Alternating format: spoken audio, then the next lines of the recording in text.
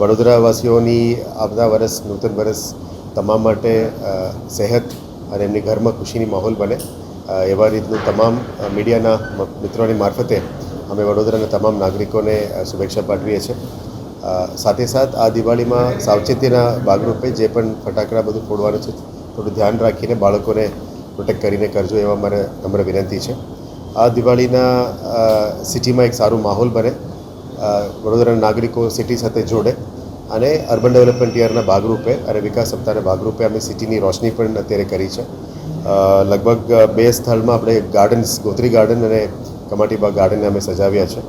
સાથે સાથ સ્થળની વાત કરીએ તો લગભગ 18 સર્કલ્સ સિટીમાં અલગ અલગ થીમ ઉપર સજાવ્યું છે, જે વડોદરાના નાગરિકો પણ સારી રીતે જોઈને નિહાળી રહ્યા છે, એમને એન્જોય કરી રહ્યા છે।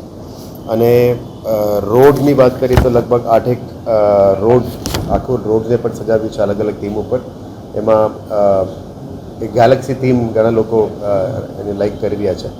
સુરસાગર અને બાકી ઇમારતોને પણ અમે વીએમસીનું ઇમારતો છે એમને પણ સજાવ્યા છે।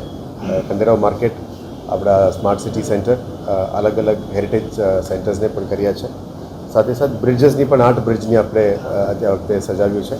આમાં ખાસ કરીને અકોટા બ્રિજ થોડું આકર્ષણનું કેન્દ્ર બન્યું છે અને કાલાઘોડા બ્રિજમાં પણ આ આકર્ષણનું કેન્દ્ર બન્યું છે। અને જે મેજર બ્રિજેસ છે, આ મેજર બ્રિજેસમાં આ વખતે વેસ્ટ ટુ આર્ટ, એટલે નવરાત્રિનું મટીરિયલ વેસ્ટ ના થાય એ બાબતનું વીએનએફ, વીવીએન, એલવીપી અને યુનાઇટેડનું જે આર્ટ મટીરિયલ છે એને પણ અમે બ્રિજેસ નીચે સજાવ્યા છે। અત્યારે વડોદરાના નાગરિકોને બહુ સારો રિસ્પોન્સ આવી છે। લોકો કદાચ પહેલી વખત આવું સ્કેલનું લાઇટિંગ જોઈ રહ્યા છે।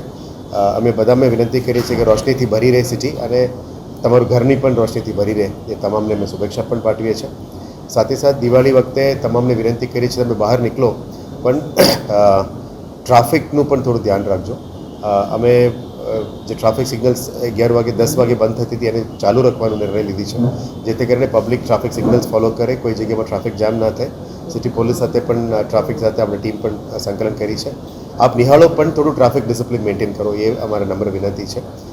અને સાથે સાથ દિવાળી છે અને દિવાળી પછી નૂતન વર્ષમાં સિટીને સાફ રાખવા માટે આપની તમામ વડોદરાવાસીઓને અમે વિનંતી કરીએ છીએ કે એન્જોય કરો, ફૂડ જમવા માટે જાઓ, જાહેર જગ્યામાં શોપિંગ કરો, પણ સિટીને સ્વચ્છ રાખો। એ સ્વચ્છતા અમે તો ટીમ સફાઈ કરીશું પણ જાહેર જગ્યામાં ગંદકી ના થાય એ ધ્યાને રાખવા માટે વિનંતી છે।